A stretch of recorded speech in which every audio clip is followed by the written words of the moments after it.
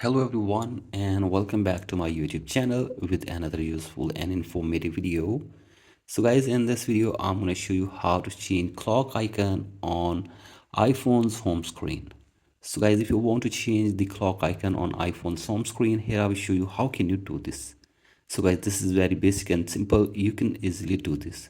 So guys, first of all, press and hold the home screen and I'll go to edit, and now you have to simply tap on add widget, and from here scroll it below, and from here you have to tap on clock, and from here you will see different styles of clock.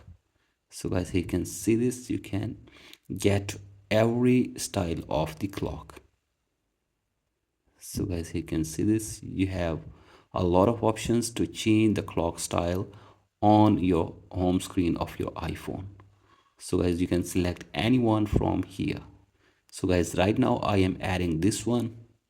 Simply tap on add widget, and here you can see this, the clock has been added to my home screen.